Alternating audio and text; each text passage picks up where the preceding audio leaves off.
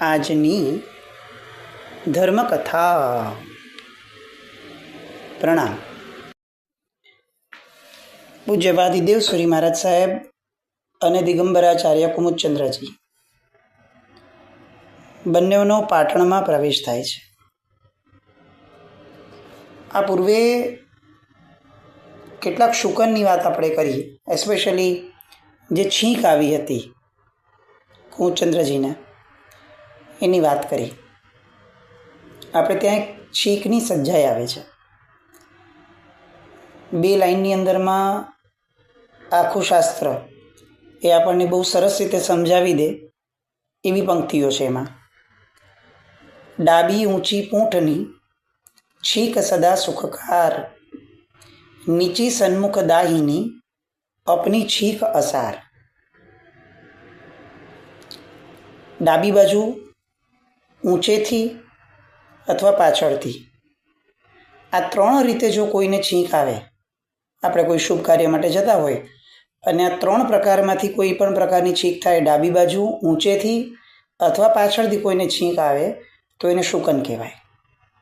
Yes, છીંક પણ શુકન થઈ શકે એવી વાત છીંકની સજ્જાઈમાં લખેલી છે. પણ છીંક કેવી હોવી જોઈએ? ડાબી બાજુ, ઊંચેથી અથવા પાછળથી આવી હોય તો. નીચી સન્મુખ દાહીની અપની છીંક અસાર. નીચેથી કોઈકને છીંક આવે, આપણે ઊભા હોઈએ ત્યાંથી, સામે આપણી ઊભું કોઈ હોય અને એ આપણી સામે છીંક ખાય, અથવા જમણી બાજુએ ઊભા રહેલું કોઈ વ્યક્તિને છીંક આવે, અથવા પોતાની છીંક આવે, આ 4માંથી કોઈ પણ પ્રકારની છીંક હોય તો એને અસાર કીધી છે. એટલે આ છીંકના કેટલાક પ્રકારો જે આપણે ત્યાં શાસ્ત્રોની અંદરમાં મૂક્યા છે. આપણને ખરેખર આશ્ચર્ય થાય, આનંદ થાય કે આપણા શાસ્ત્રો, આપણા પૂર્વાચાર્યો આ બધા આપણને કઈ વસ્તુ એવી છે કે જેનું જ્ઞાન નથી આપીને ગયા. તમે જુઓ, આજનું વિજ્ઞાન જેટલું પણ શોધે છે, મહદઅંશે એમાંની બધી જ વસ્તુઓના પાયામાં, એના મૂળમાં ક્યાંક ને ક્યાંક જૈન દર્શનના સિદ્ધાંતો આવશે. આજનો મોબાઈલ ગણો કે પછી સ્પેસમાં જવાની જેટલી પણ આ લોકોની ટેકનોલોજી છે એ ગણો, એનું ડિસ્ટન્સ ગણો, આ બધી વસ્તુઓ મૂળમાં આપણા આગમોની અંદરમાં એના ઉલ્લેખો દરેક જગ્યાએ આવેલા છે. પરમાણુનો આખો ને આખો જે કન્સેપ્ટ છે એ તત્વાર્થાધિગમ સૂત્રમાંથી નીકળેલો છે, જે કેટલા બધા જર્મન લોકો આજે પણ સ્વીકારે છે. જર્મનીમાં તત્વાર્થાધિગમ સૂત્ર એ ઓફિશિયલી શિક્ષણ માટેની એક આખીને આખી વિષય તરીકે એ લોકોની સ્વીકારી ઓલામાં છે.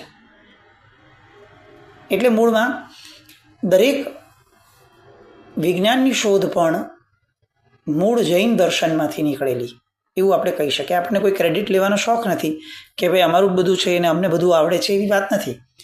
પણ એક સામાન્ય રીતે સર્વજ્ઞનો ધર્મ છે, તો ક્યાંક ને ક્યાંક સર્વજ્ઞના ધર્મએ દરેકે દરેક ક્ષેત્રમાં આપણું ધ્યાન રાખ્યું છે.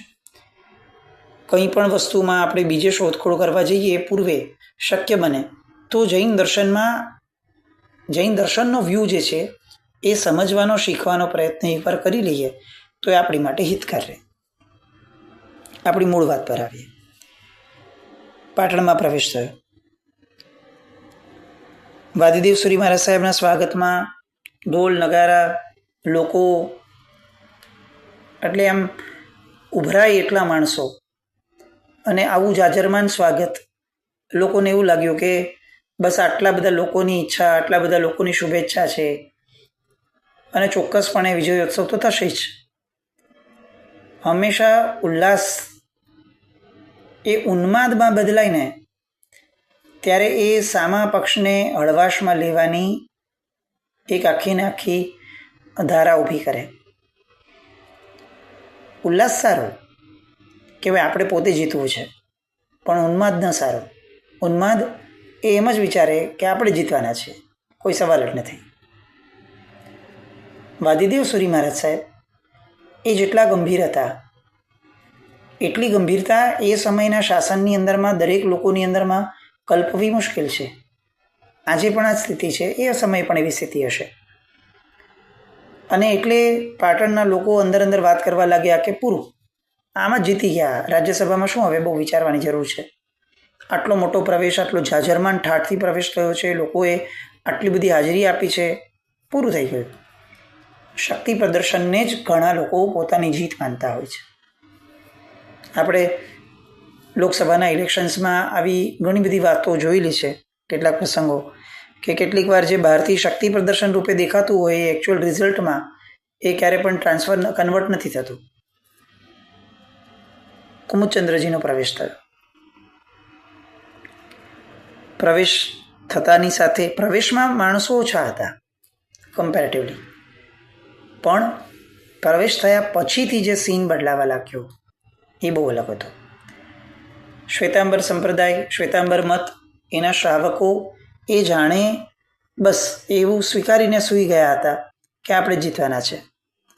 અને એટલે બીજી કોઈ ખટપટ નહીં, કાંઈ નહીં. બાદીદેવસુરી મા સાહેબ પધાર્યા. એમને તો આમ પણ આ બધી કોઈ વસ્તુઓમાં રસ ન હતો, એમને તો બાદમાં જ રસ હતો.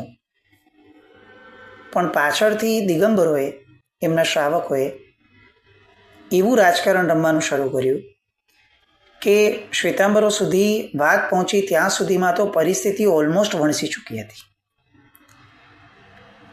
પાટણની અંદરમાં વાદ માટેના લવાદની સ્થાપના થઈ હતી.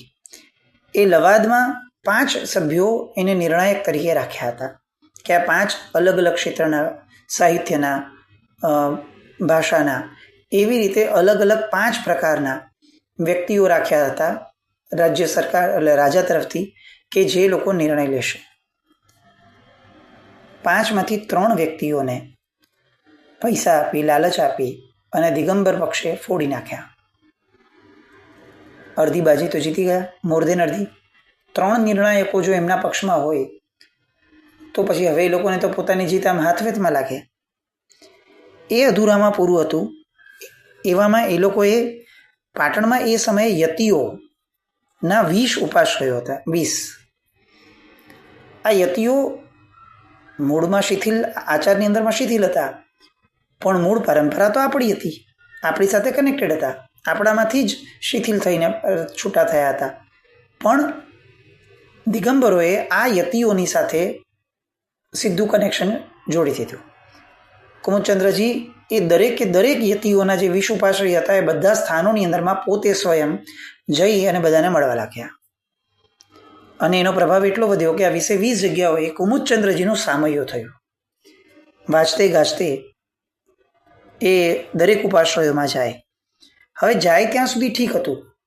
એમણે દરેક ઉપાશ્રયમાં જળ અને ઘાસ એ મુકાવડાવ્યા. આ છે ને વિદ્યાનો એક પ્રયોગ છે. આપણે જેને કેટલીક નબળી કે મેલી વિદ્યા કહીએ છીએ, પણ એનો એક પ્રયોગ હોય કે જેમાં પાણીની ઉપર ઘાસ રખાવે.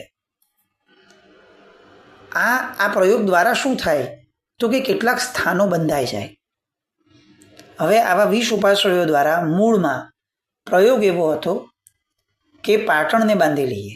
આ 20 સ્થાનો રાજગાદીની, રાજ્ય મહેલની આસપાસના સ્થાનો હોય, એટલે આખો ને આખો પરિસર બંધાઈને ઊભો રહી જાય, એમના તાબામાં આવી જાય. આવા આશયપૂર્વક એક તો યતિઓ એટલે મંત્ર વિદ્યાની અંદરમાં પારંગત હોય, એમાં દિગંબર આચાર્ય, કુમુદચંદ્રજી સ્વયં પોતે પણ ઘણી બધી વિદ્યાઓના જાણકાર હતા. અને આ બધાએ ભેગા મળીને વાદની તૈયારી કરવાના બદલે આવી બધી તૈયારીઓની અંદરમાં પોતાનો સમય આપ્યો. કેવી 2 પક્ષની વિરોધાભાસી નીતિઓ છે. એક બાજુ દેવસુરી મહારાજ છે કે જેમને કોઈ વસ્તુમાં રસ નથી, ફક્ત વાદ, અને એમાં પણ વાદનું કોઈ તાણ છે, સ્ટ્રેસ છે ને એનું હોમવર્ક ચાલે છે એવું પણ નથી. અને બીજી બાજુ કુમુદચંદ્રજી છે જે વિષયમાં લડવા માટે ભેગા થયા છે. એ વિષય વિશેની કોઈ વાત જ નથી, એના સિવાયની બધી વાતોમાં રસ છે. આ 2 પક્ષ લડવાના હતા. આપણને ઘણીવાર એવું લાગે કે શ્વેતાંબર અને દિગંબર લડ્યા. ના, 2 આખી અલગ અલગ વિચારધારાઓ લડતી હતી, 2 અલગ અલગ વ્યક્તિત્વ લડતા હતા, 2 અલગ અલગ સિદ્ધાંતો લડતા હતા, 2 અલગ અલગ આખો ને આખા માનસિકતાના યુદ્ધ હતા. આપણે આ બધું એટલા માટે સાંભળીએ છીએ કે આપણે પોતે આપણું વ્યક્તિત્વ, આપણું અસ્તિત્વ, આપણી માનસિકતા ક્યારેક આ પક્ષે ક્યારેક આ પક્ષે, એ જે રીતે અત્યારના વર્તમાન જીવનની અંદરમાં જઈ રહી છે એને સ્થિર કરવા માટે ઉપયોગી છે કે આપણે એવું જાણીએ કે જુઓ આ રીતની માનસિકતાવાળા લોકોએ આવું પરિણામ ભોગવ્યું અને આ રીતની માનસિકતા હતી એ વ્યક્તિઓએ આ પરિણામ ભોગવ્યું. ઇતિહાસ જાણવાનું કારણ જ આ છે. હવે થાહડ અને નાગદેવ પાટણના બે આગેવાન શ્રાવકો, એમને ઓફ લેટલી ભલે પણ પાછળથી પણ આ સમાચાર મળ્યા કે ભાઈ આ તો ગજબ થઈ ગયું, 3 નિર્ણાયકો એ તો એ લોકોના પક્ષમાં જઈને બેસી ગયા છે, પૈસા આપીને ફોડી દીધા છે. બધા પૂછ્યા દેવસુરી મહારાજ સાહેબ પાસે, આગેવાન શ્રાવકો, અને આખી વાત જણાવી કે સાહેબ પરિસ્થિતિ તો આખી બદલાઈ ગઈ છે, અમે ગાફેલ રહ્યા અને આ લોકોએ તો અંદર અંદર જઈ અને આખી વસ્તુ ફેરવી દીધી, પાટિયા ફરી ગયા હોય એવું થયું. 3 નિર્ણાયકો એ લોકોના પક્ષમાં. હવે આપણે કઈ રીતે વાદ ન જીતશું? અને જે રીતે યતિઓનું બળ મળે છે એ રીતે વિદ્યાબળના કારણે પણ કોઈને કોઈ પ્રયોગો થશે, આપની ઉપર થાય તો સાહેબ આ તો બહુ ખોટું થશે. એ પ્રયોગોને આપ પહોંચી વળશો એવી સક્ષમતા આપણામાં છે, પણ સાહેબ હવે અમને અમારું કર્તવ્ય કરવાની રજા આપો. એ 3 નિર્ણાયકોને જેટલા રૂપિયા આપ્યા છે, જેટલું ધન એમણે કીધું હશે એના કરતાં બમણું 10 ગણું ધન વેરી અને સાહેબ આપણે એમને ખરીદી લઈશું, બસ આપ અનુમતિ આપો. શું થાય? દેવસુરી મહારાજ સાહેબની જગ્યાએ આપણે હોત તો શું થાય? ધર્મ છે ભાઈ, ધર્મમાં માયા એટલે નો માયા. આવું કહીને આપણે તો એમ કીધું કે બીજું એ તમારું કામ છે, તમને જેમાં સુખ ઉપજે એવું કરો, આ કંઈ પ્રવૃત્તિ અમારી નથી, પણ ધર્મ માટે જે કરવું પડે એ કરજો. સામાન્યપણે આપણે હોત તો આવું જ વિચારત, આનાથી અલગ તો ન જ હોત, પણ આપણે નહોતા. દેવસુરી મહારાજ હતા. દેવસુરી મહારાજ સાહેબે બહુ સ્પષ્ટ કીધી કે જુઓ, દેવગુરુ અને ધર્મ ઉપર શ્રદ્ધા રાખો ને તો બધું જ સારું થાય. આપણે કોઈને ધન આપવું નથી, ધન આપી અને ખોટું કામ આપણે કરવું નથી, અને આપણે કોઈને પોતાના તરફ ખેંચવા નથી. આપણી પાત્રતા એ આપણું પરિણામ લાવશે. કેટલું ગોલ્ડન સેન્ટેન્સ છે. આપણી પાત્રતા એ આપણું પરિણામ લાવશે. જો પરિણામ નબળું આવ્યું તો આપણે સમજશું કે આપણી પાત્રતામાં કચાશ હતી.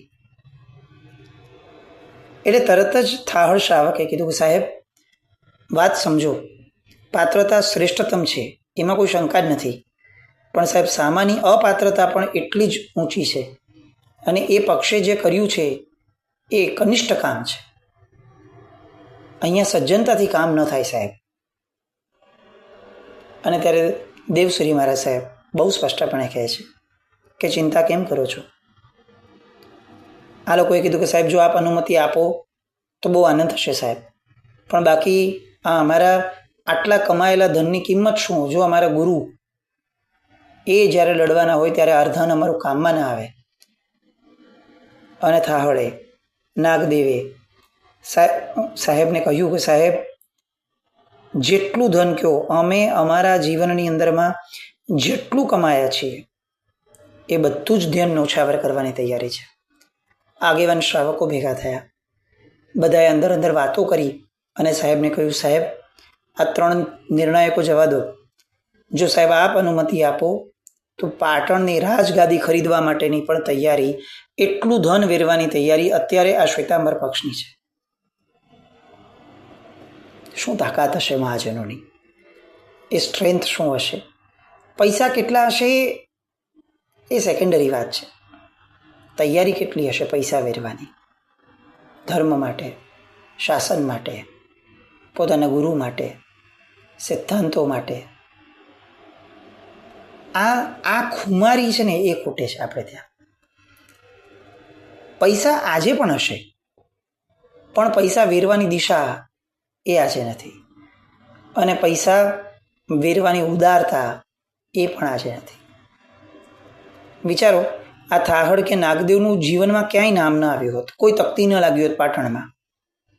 એને 3 નહીં 2 નિર્ણાયક પણ ખરીદ્યા હોત, 1 નિર્ણાયક પણ ખરીદ્યો હોત કે 5 ખરીદ્યા હોત, એ બંનેઓને ખબર છે કે કોઈ જગ્યાએ વાદમાં જીત્યા પછીથી પણ થાહડ નાગદેવનું નામનો ઉલ્લેખ પણ નથી આવવાનો, અને તેમ છતાં પોતાની જિંદગી આખીની પૂંજી દાવ પર લગાડવાની તૈયારી અમે દેખાડી.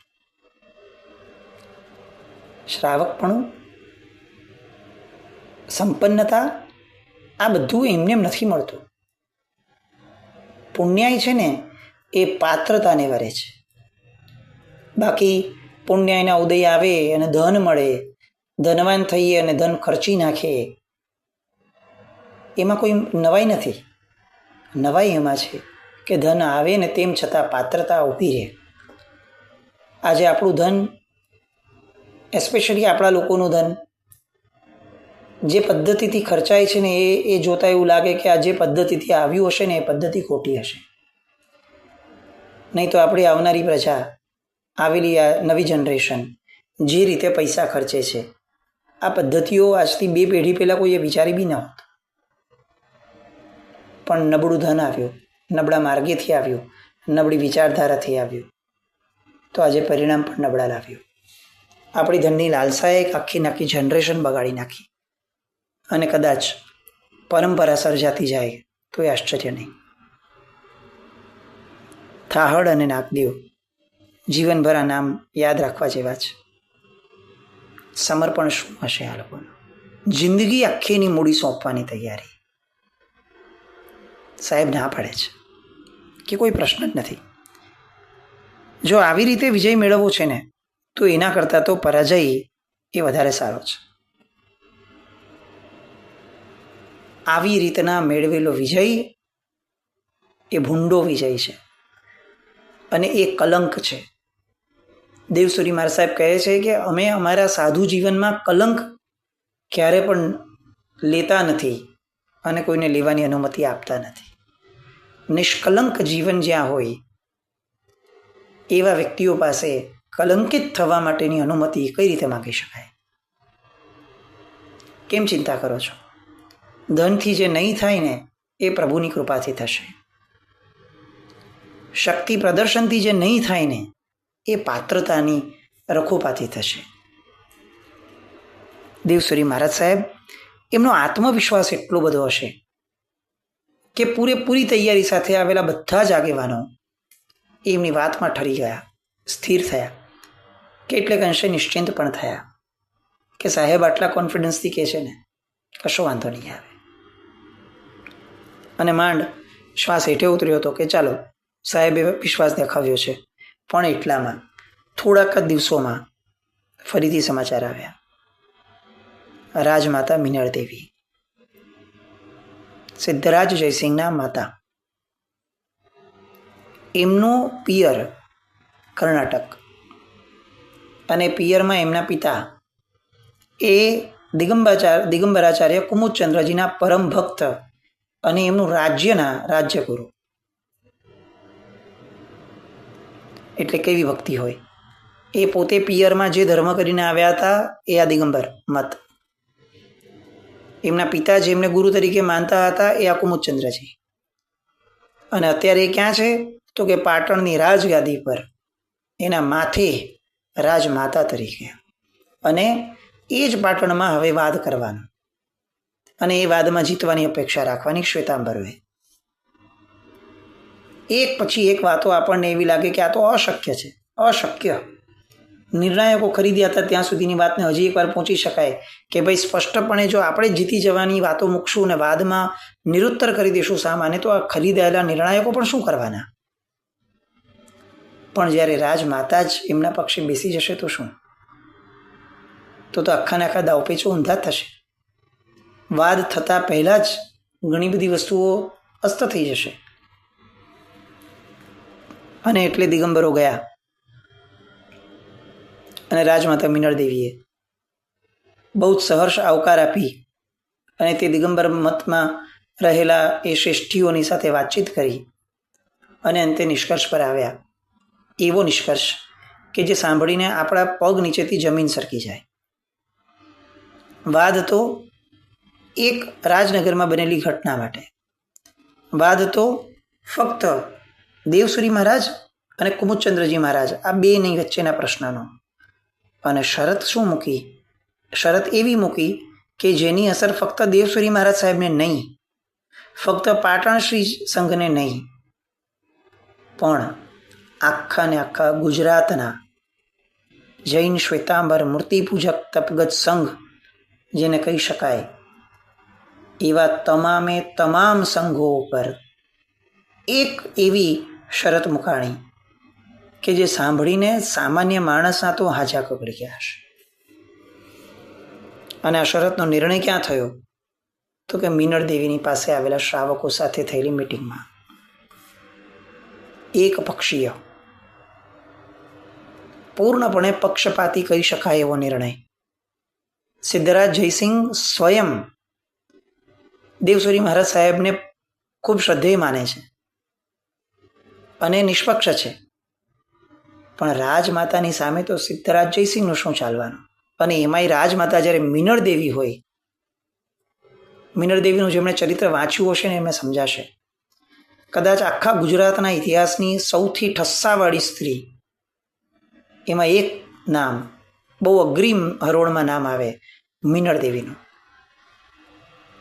ઇતિહાસ એમ કહે છે કે મીનળ દેવીએ સિદ્ધરાજ જયસિંહ માટે જે કર્યું હતું એ કદાચ કોઈ પણ માં ન કરી શકે એવું હતું. અને એટલે સિદ્ધરાજ જયસિંહ માટે ભગવાનથી પહેલાં એમની માં આવતી. અને એવી માતા મીનળ દેવી પૂર્ણપણે જઈને બેસી છે દિગંબર પક્ષમાં કુમુદચંદ્રજીની સાથે. શું થશે હવે? શ્વેતાંબર મત કેવી આકરી શરતની અંદરમાં હવે આ શરત સ્વીકારવી કે ન સ્વીકારવી એ પડોજણમાં આવી ગયું. અને ફક્ત પાટણનો નહીં, સમગ્ર ગુજરાતનો સંઘ. એવી કઈ શરત હતી? અને પછી આ શરતની સામે વાદીદેવસુરી મહારાજ સાહેબ એમની વિચારધારા શું કહે છે, એ બધી વાત માટે ફરીથી આવતીકાલે મળશું. જીના આજ્ઞાવૃત કંઈ પણ બોલાવ્યું હોય તો મિચ્છામિ દુક્કડમ. જય નામ જય અતિશાસન.